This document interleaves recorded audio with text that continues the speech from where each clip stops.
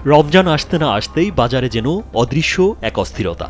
একদিন পরই শুরু রোজা, অথচ ঠিক এই সময়ে নিত্যপ্রয়োজনীয় পণ্যের দামে হু হু করে ঊর্ধ্বগতি। বাজারে হাঁটলে ক্রেতাদের মুখে একটাই প্রশ্ন, প্রতি রমজানেই কেন এমন হয়? জিনিসের দাম অনেক বেড়ে গেছে সিন্ডিকেটের কারণে।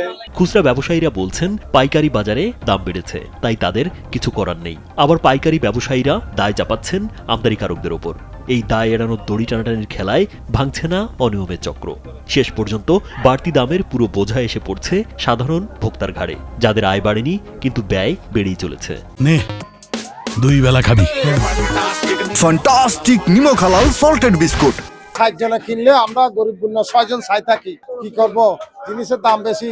আমাদের দেশের মা বোন যেভাবে কষ্ট আছে কাকে বলা যাচ্ছে না, কেন কেটটা খেরে বলতে পারছে না এই জিনিসের দামের গুণে। আমরা নিজে চিন্তা করি, এই জিনিসটা ১০০০ টাকা দাম দিচ্ছি রে, আমার ভিতরে এরকম করে। বাজারে গরুর মাংসের কেজি ১০০০ টাকার ঘরে। এখন আর নতুন কিছু নয়, মুরগির দামও এক সপ্তাহে কেজিতে ৪০ থেকে ৫০ টাকা পর্যন্ত বেড়েছে। কম বেতনের চাকরিজীবীরা বলছেন আয় স্থির থাকলেও বাজারের আগুন থামছে না। সংসারের হিসাব মিলাতে হিমশিম খেতে হচ্ছে। সপ্তাহ ব্যবধানে 30 থেকে 40 টাকা কেজি দিতে পারছি। সাদা মুরগি এখন 210 টাকা ফার্ম, আর সোনালী 330 টাকা। এক সপ্তাহ আগে বিক্রি করছি 170 টাকা। এদিকে ইফতারের টেবিলেও স্বস্তি নেই। যে লেবু এক সপ্তাহ আগেও ৫০ থেকে ৬০ টাকা ডজন বিক্রি হয়েছে, সেটি এখন ২০০ থেকে ২৫০ টাকা। শসার কেজি ৩০ টাকা থেকে বেড়ে ৭০ থেকে ৮০ টাকা।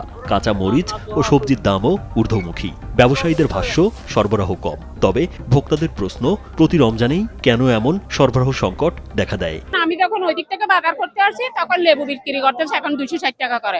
এ হচ্ছে আমাদের বাংলাদেশের নিয়ম। আপনারা যখন সামনে থাকবেন তখন আর পিছনে দেয় না আর একটা 260 টাকা করে কি কেউ কি লেবু বিক্রি করে? তাই বলে কি রমজান আসছে এই জন্য?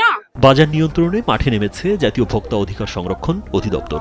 চট্টগ্রামের রিয়াজউদ্দিন বাজারে সকালে অভিযান পরিচালনা করেন চট্টগ্রাম বিভাগের উপপরিচালক মোহাম্মদ ফয়জুল্লাহ। অভিযানে অতিরিক্ত দাম আদায়ের অভিযোগে কয়েকজন ব্যবসায়ীকে সতর্ক ও জরিমানা করা হয়েছে বলে জানান তিনি।